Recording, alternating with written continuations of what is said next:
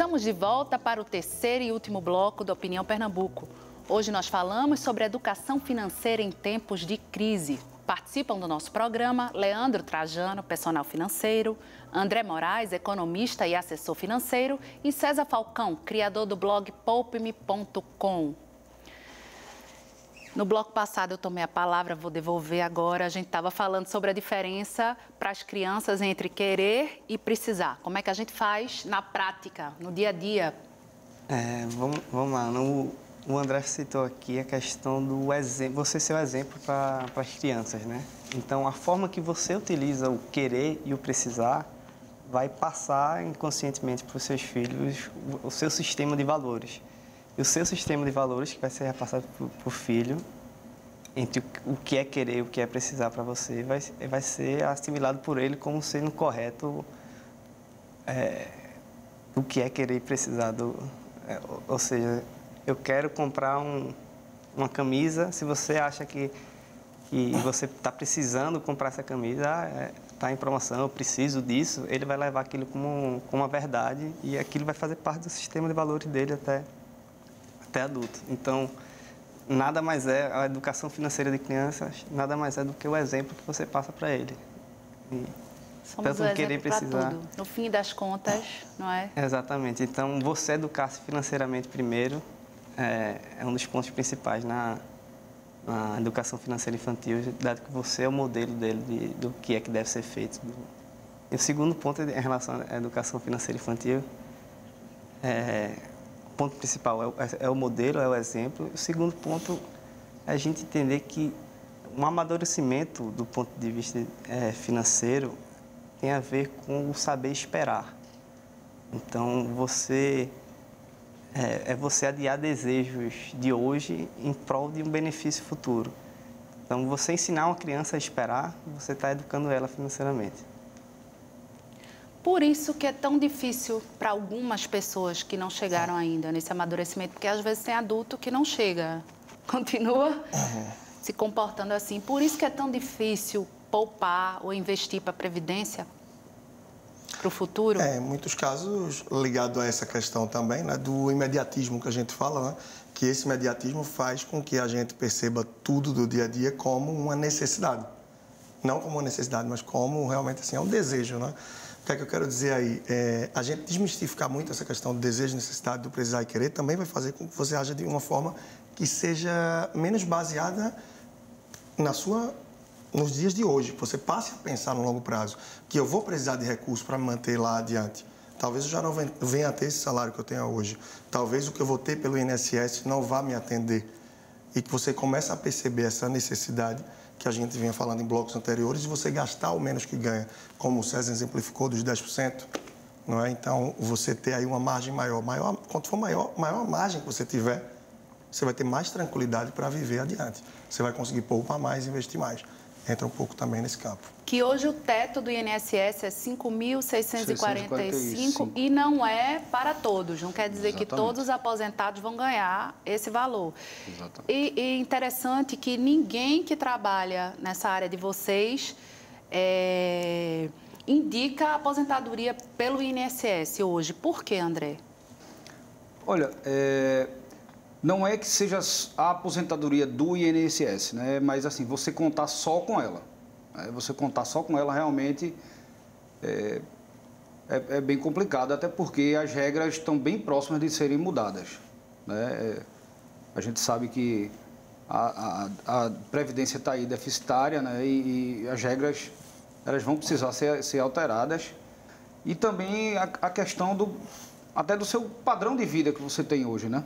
Então, se você ganha R$2.000 e você não recolhe o suficiente para ter aquela renda ali, se o INSS não vai cobrir aquilo ali, de uma forma ou de outra você vai ter que fazer uma reserva por fora, né? Então, seja com a Previdência, seja montando uma carteirinha de investimento, enfim. Mas tem tudo a ver com o nosso padrão de vida, né, que a gente vai ter lá na frente. Agora, a Previdência, a gente realmente esperar só por ela não é aconselhável. E uma outra coisa também é a poupança. É uma coisa também que ninguém aconselha. E é engraçado que o brasileiro é o investimento, se é que eu posso chamar investimento, que o brasileiro mais conhece. Por que a poupança é tão contraindicada por vocês que são da área? Primeira coisa que basicamente a gente já diz que poupança nem é investimento, né? Porque a conta que precisa ser feita é quando a gente vai, que é o grande vilão da poupança, é a inflação, né? Então, se a gente pega hoje uma taxa de poupança aí de 0,5 mais TR, que, digamos, dê seus 7%, quando a gente for tirar a inflação disso aí, o real vai ser muito pouco. Então, a gente perdeu dinheiro, na verdade, pode-se dizer. Não é que a gente perdeu o dinheiro, né? Mas o dinheiro da gente, ele vai... O rendimento dele é tão pouco que, basicamente, não é um investimento. Ele só conseguiu ali ter um ganho um pouquinho acima da inflação. E olhe lá. Só conseguiu ter o ganho de não ser gasto. Sim. Porque se hoje você, digamos, você tem um valor de 30 mil reais para comprar um carro, né? No final do ano, a gente sabe que a inflação, ela é feita em algumas as principais capitais do país, né? Que você pega uma cesta de bens, né? E montando essa cesta de bens, você chega nesse valor da inflação. Mas não necessariamente o carro, um carro, digamos assim, um carro popular que você vai comprar, ele vai acompanhar aquele valor de inflação. Ele pode ter um aumento superior à inflação. Então, se você não faz um investimento que seja pelo menos compatível a isso, né? Dependendo do seu objetivo, nesse caso seria um carro, então você não vai conseguir atingir o objetivo. E que outros investimentos podem ser esses? Um brasileiro que não só conhece a poupança, que leque de opções ele tem hoje para investir? Fugir da poupança ainda é um desafio muito grande, né, para o brasileiro. 85% dos brasileiros que pouparam em 2017 colocaram seu dinheiro na poupança. Então, ela é a queridinha, não é? E a falta de conhecimento, ela gera insegurança. Então, por falta de conhecimento e de segurança, terminam por fazer o mais fácil. E o mais fácil é colocar na poupança. Só que é o mais fácil, mas uma rentabilidade pífia, não é? E que é um negoção para os bancos. Então, as pessoas desconhecem, mesmo as que têm pouca segurança, que têm um perfil muito conservador, que é o da maior parte dos brasileiros, até pela falta de conhecimento, a insegurança, mais uma vez, faz com que seja um conservador. A gente tem um histórico aí de ex-presidente que meteu mão na poupança, tantas coisas. Hiperinflação por muito tempo. Que deixa de uma forma muito... Então, as pessoas desconhecem o Tesouro Direto, por exemplo, e a facilidade. As pessoas desconhecem, por exemplo, investimentos como LCI, LCA, o próprio CDB. Você começa a falar dessa sopa de letrinhas, a maioria já dá um passo para trás. E, na verdade, não é uma coisa de outro mundo, sobretudo quando você trata de renda fixa. Não é? É um conhecimento muito objetivo que você precisa ter. À medida que evolui, que você vai procurar uma rentabilidade maior, aí você vai precisar ter um pouco mais de conhecimento. Fundos de investimento, renda variável. E aí o que se recomenda é que a pessoa saia da poupança para a fase inicial de renda fixa e vá crescendo aos poucos. Porque à medida que a pessoa tem mais conhecimento, ela começa também a mudar um pouco do perfil de investidor. Ela vai sair de conservador para moderado, até chegar a um perfil mais arrojado. Mais uma vez, o conhecimento dá segurança. E a gente se encontra num cenário bem oposto a isso. Mas isso está acessível ao brasileiro, digamos, ao brasileiro assalariado, César, na sua opinião? Sim. Pegando o gancho aí do Leandro, o Tesouro Direto é muito simples, tá? Ele é o investimento, não é a poupança, o investimento mais seguro do Brasil, sim, o Tesouro Direto, mais especificamente um título chamado Tesouro Selic.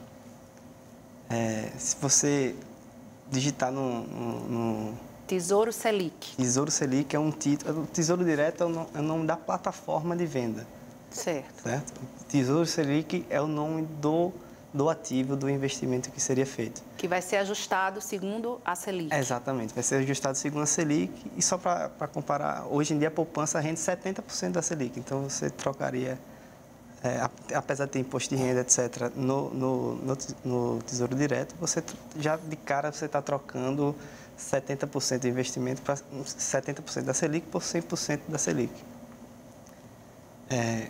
E o Tesouro Direto é muito simples, é uma plataforma criada em 2002. Até 2002 você não conseguia investir em títulos do Tesouro Nacional, em você enquanto pessoa física. Ele recebe esse nome Tesouro Direto porque é o Tesouro Nacional emitindo títulos diretamente para pessoas físicas. Então, desde 2002 que existe essa plataforma, é tudo online, você só faz entrar lá com R$30, você consegue investir. Não precisa de banco nem de corretora? Você precisa ter um agente de custódia. Um agente de custódia é sempre uma corretora. Pode ser uma corretora do banco ou pode ser uma corretora independente. O que é esse agente de custódia? Só um intermediador. Você não coloca o dinheiro diretamente na mão do Tesouro Nacional. Você está com o dinheiro no agente de custódia, como se fosse uma conta de banco. No caso, pode ser o banco mesmo. E na hora que você seleciona sua compra lá no site do Tesouro Direto, ele abate o dinheiro da sua conta. E ele passa a ser o custodiante. Ele fala, realmente, Ana tem X reais aqui aplicado no Tesouro, eu estou garantindo isso daí. E... tem uma coisa que é muito interessante, perdão, só para... Perfeito a explicação, o detalhe de César. Uma coisa que é muito interessante que a gente sabe, né, é que quem está nos acompanhando aqui, muitas vezes vai perguntar sobre isso ao gerente do banco, o que é que ele acha. E assim, cada um vai vender aquilo que eu defendo. E a realidade esse é um produto pouquíssimo, praticamente não recomendado pelos bancos. Porque você não vai capitalizar aquela instituição financeira. Então, como as pessoas não buscam conhecimento além, muitos ainda se aconselham ali. E eles são contraindicados por essas instituições financeiras que estão ali entre os maiores compradores de título. Só que ele quer comprar para nos vender e ganhar uma taxa de administração. Então, hoje, pessoas físicas que investem no Tesouro Direto é menos de 15% do que tem lá aportado, né? Então, as pessoas ainda desconhecem muito. Quem domina a compra disso, de modo geral, são seguradoras, os bancos. Então, até a forma de buscar informação... através da internet, através de profissionais da área, de tantos meios, vai dando mais conhecimento e mais segurança para investimentos que rendem tão mais do que a poupança, em alguns casos, do que, como o próprio Tesouro Selic, que tem uma segurança extrema, como o César estava falando para a gente. E uma coisa que sempre é colocada, que eu acho que é uma dúvida bem comum para quem não investe fora da poupança. Bom, mas a corretora não tem a mesma solidez dos bancos. Essa suposta solidez existe mesmo quando a gente investe no banco eu acho que as pessoas têm muito medo de perder o dinheiro quando investe na corretora. Como é que isso ocorre na realidade? Vocês têm 3 minutos. Bom, as corretoras, elas nada mais são do que intermediadoras financeiras. Então, elas não fazem a custódia, digamos assim, você vai depositar aquele valor para fazer o investimento e aquele valor ele vai para custodiante do título, né, ou CETIP, ou Selic, enfim, mas a ação é realmente como intermediadora financeira. Mas elas cobram a taxa por isso? Então, outro ponto importante, né? Alguns bancos, talvez como o Leandro disse, comentou, eles não têm tanto interesse, inclusive eles colocam algumas taxas, né? Então, assim, o indicado mesmo é você pesquisar, né? Porque muitas corretoras não cobram taxa. Entende? E para a Previdência também tem uma taxa que chamam taxa de carregamento. A de carregamento que é a mais cruel, né? Taxa de administração também. Então acaba que a Previdência pelo banco também sai mais cara, a Previdência privada. Você pode encontrar boas previdências, só que a procura é muito mais acirrada. De modo geral, quem está menos na vitrine tende a oferecer aí produtos melhores. Você vai ter mais trabalho para encontrar uma boa previdência no banco, porque as pessoas já veem nele mais solidez e mais segurança e já são essas pessoas que vão atrás do banco procurar. Então, ele não precisa fazer muito esforço para essa venda. E aí faz com que os produtos nem sempre sejam os melhores. Assim como a questão da relação de investimentos em banco e através das corretoras, né? Ou seja, a pessoa precisa se esforçar um pouco para cuidar do dinheiro também, precisa dedicar tempo. Sim. É isso que falta para muita gente. As pessoas querem ganhar mais dinheiro, dedicam mais tempo para trabalhar. E aí ficam com menos tempo para cuidar do dinheiro. Em consequência disso... Um detalhe a mais em relação à corretora, Ana, você não investe na corretora, você investe através de uma corretora. Então, o que acontece se meu corretor de seguros do carro quebrar? Eu continuo com o meu seguro de carro. Quem quebrou foi o corretor de seguro. Quem deixou de existir foi o corretor de seguro. O corretor de imóvel é a mesma coisa. Eu não perco imóvel porque o meu corretor de imóvel faliu. Então, na verdade, ele é só um intermediador. Ao contrário do banco, que ele só consegue mostrar produtos de investimentos, produtos financeiros do próprio banco, uma corretora ela vai ter opções de mostrar de vários bancos diferentes e de vários atores diferentes, você vai poder escolher a melhor opção para você. O banco está limitado às opções dele próprio. Então, você exigir muitas vezes do seu gerente de banco investimentos melhores são coisas que talvez ele não pode passar. Você não consegue comprar um sanduíche da McDonald's na Burger King. Você só consegue comprar na McDonald's. Então, se você quer algo melhor, você não tem que ficar preso ao banco. Ele só consegue oferecer aquelas coisas. Muito obrigada pela participação de vocês. O Opinião Pernambuco de hoje fica por aqui. Muito obrigada pela audiência e até o próximo programa.